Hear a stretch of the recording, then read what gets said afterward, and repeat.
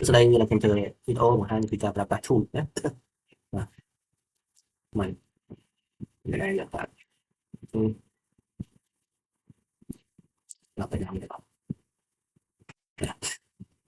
Iniคือយើងវាយបញ្ចូលមករឿងរបស់គាត់អាចសរសេរជាភាសាខ្មែរទៅហើយបកប្រែនៅក្នុងប្រព័ន្ធសរសេរសិនមកខ្ញុំនឹងបង្ហាញបាត់ជូននេះគាត់ទូទៅទេដល់យើងបាទជំហានទី1គឺកំណត់ដល់មកយើងបង្កើត script តួអង្គហើយជំហានទី2បង្កើត script ហើយយើងកំពុងតែបង្កើត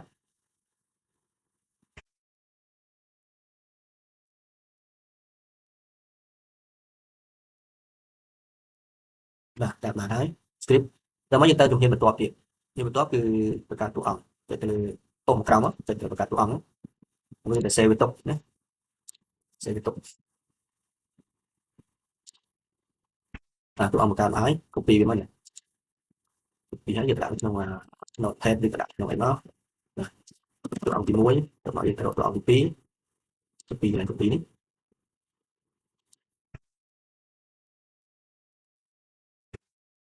ចុះ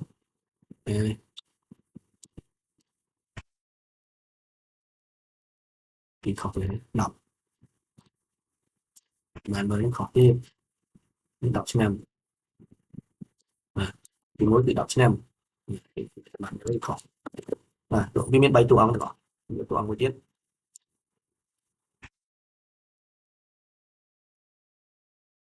ទៀតអីខ្លះ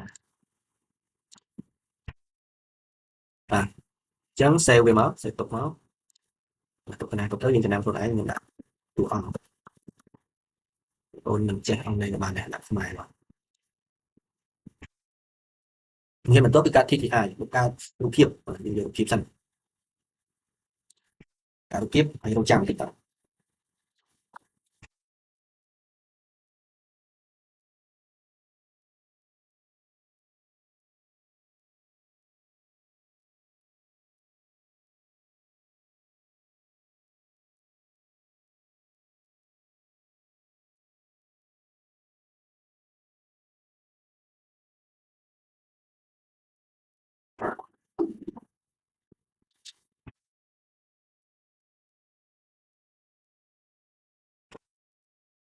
ទៅការ TTI នឹងយឺតតិច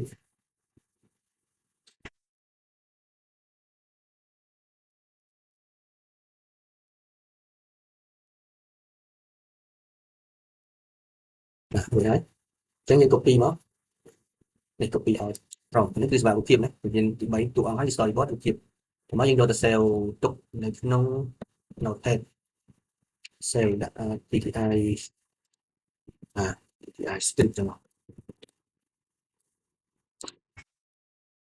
ដល់ពីបង្កើតរូបភាពហើយយើងទៅបន្តទៀតណាបន្តទៅបកប្រែណាបកប្រែចេញទៅលើបកប្រែបន្តមកស្ទុះវានឹងចេញ prompt ទៅហើយ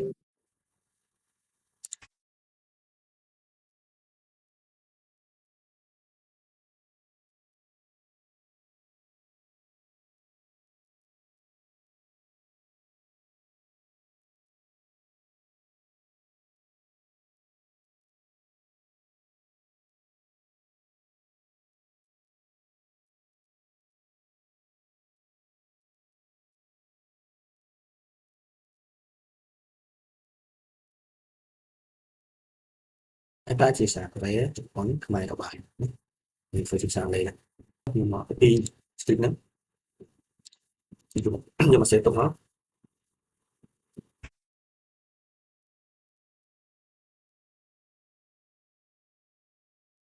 វីដេអូ script ចុះវីដេអូយើងបានប៉ុណ្ណឹងណាវាជាបង្កើតអស់បាទតែទៅយើងតយើងចេញពីនោះមក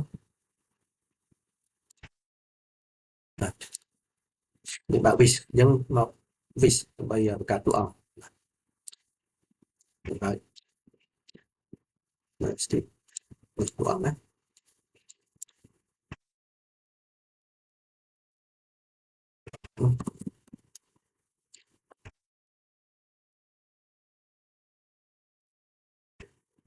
បាទតួអង្គមាន3មួយទៀតឆ្នាំ14ឆ្នាំចាំកាត់តយើងចេញលើនេះថែមតួអង្គ copy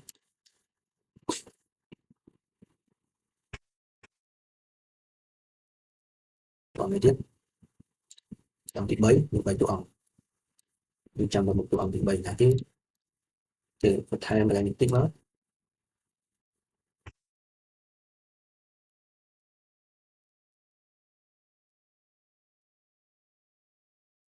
như vậy đấy tức là làm tao bắt sale xong tao bao giờ lên làm plot sale đặt một story đó character tìm muối character tìm phí đó tìm bảy đó thì một cái tụ ổng ha lên tới một cái một hiệp thì nhiều hiệp nhưng mà sale này thì đi ai nữa à nhưng mà group này nhiều send tìm muối cho tìm muối trả tìm muối nhưng vô viên mà đạt được nó mà cái bảo nó cho nó chơi đấy mình chắc là vì họ chạy lùi đấy họ chạy chơi đi tàu chạy cái to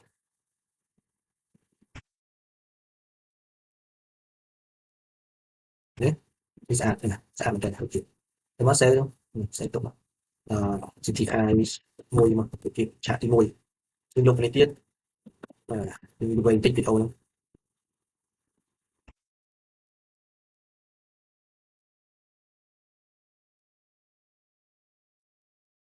phí là nó video đặt lại như cái đấy mà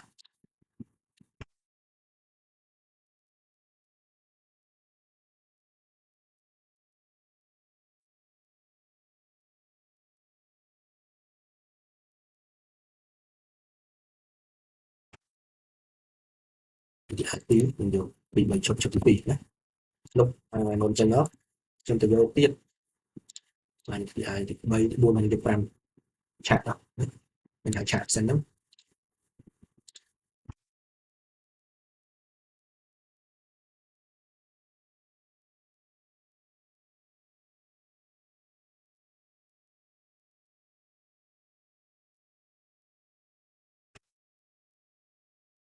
nhưng mà làm đặt lại nhiều bệnh rồi thì với thì muốn mà chụp chụp muốn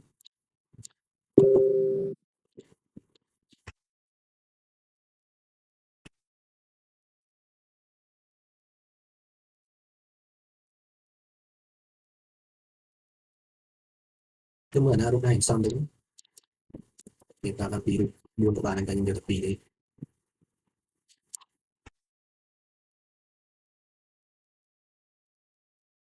bố là như vậy cho chồng cái anh chồng cái tình chồng nó vào trong trong thành đấu động như của mối sen cùng lòng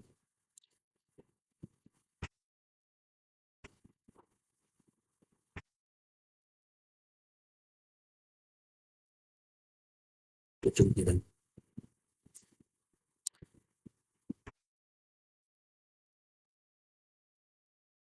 cũng một thì là nó những tranh thì mình nói được flow và tình cảm flow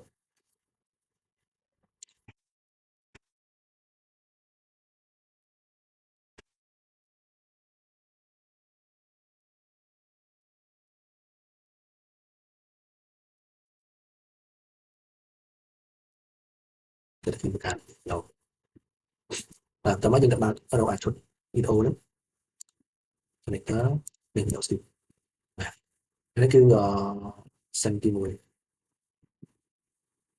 xanh tim mùi này nhưng mà xanh tim mùi mà chụp tim mùi nó copy mà nhưng cho bạn flow đó cho nó ra TP này frame thử video là những cái chơi vô lúc tiếp là những bạn tục nó nè đây này chụp tim mùi này chụp tim mùi drop này nó dùng vô tầm mùi để được nhé dùng pass cái video lên chỗ đó xong rồi giảm tích nè chơi như thế bây giờ đặt chỗ đó chơi bắt đầu tiếp nó chụp trả TP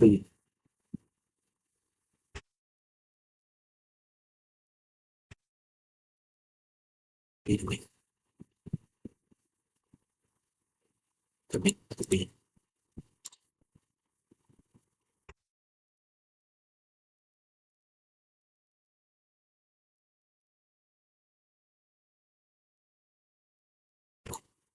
cùng tất cả mình được chuột tí pí được chuột tí pí được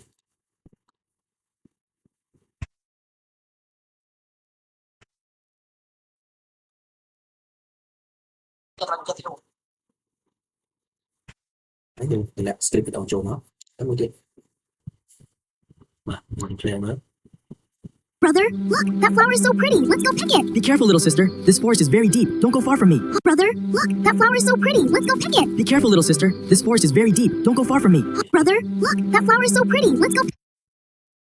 Chốt cho mấy là chốt tí pí chốt tí bay chốt tí bay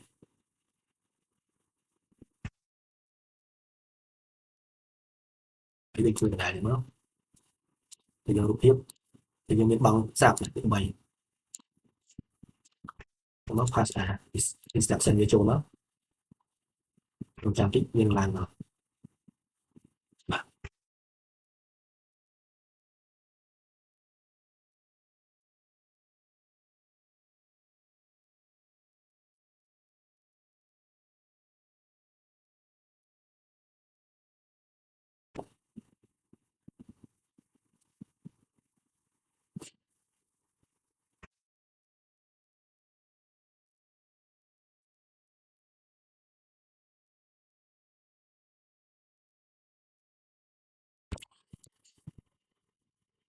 trong trang tích đã to nó mấy miền này mình được đặt chốt những cái tầm chốt thì chọc dưới tích buồn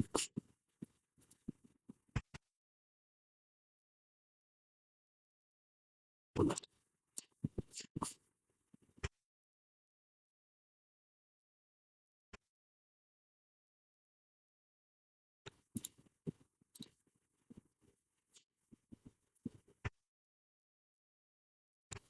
to nó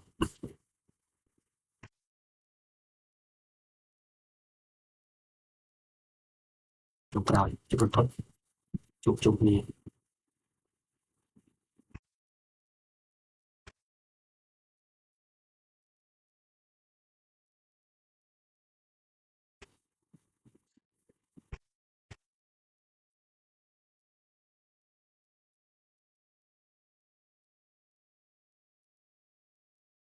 These berries are so sweet, brother. I've picked so many. True. Don't pick too much. Be careful not to leave any for the animals. These berries are so sweet, brother. I've picked so many. True. Don't pick too much. Be careful not to leave any.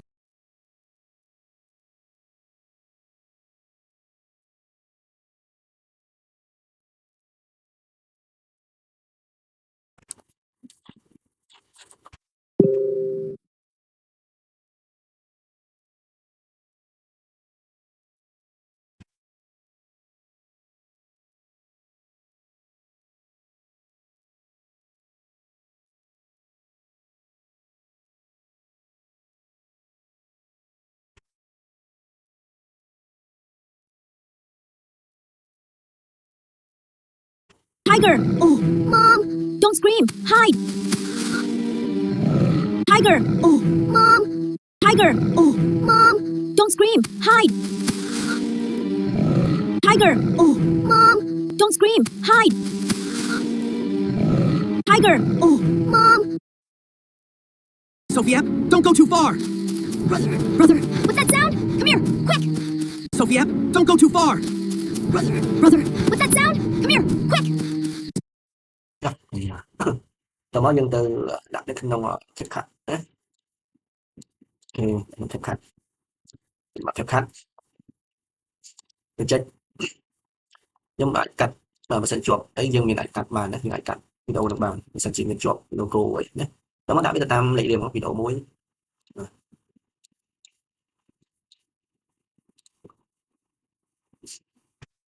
video phi xa chả bạn bên đây đây trong ban của màn nhật ký thì những cái trong bàn đấy người ta dùng phương tại tí là tí mà nó hay tí vô tập buổi chốt mà toàn chốt clan và cái này These berries are so sweet, brother. I've picked so many. True. Don't pick too much. Be careful not to leave any for the animals. Sophia, don't go too far. Brother, what's that sound? Come here, quick! Tiger! Oh, Mom! Don't scream! Hide! tao nói phải spot tại mà đón đấy thấy cả Rồi, đó thấy chưa?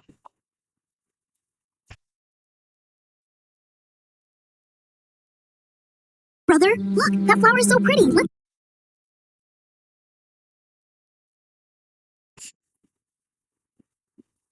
Brother, look, that flower is so pretty. Let's go pick it. Be careful, little sister. This forest is very deep. Don't go far from me.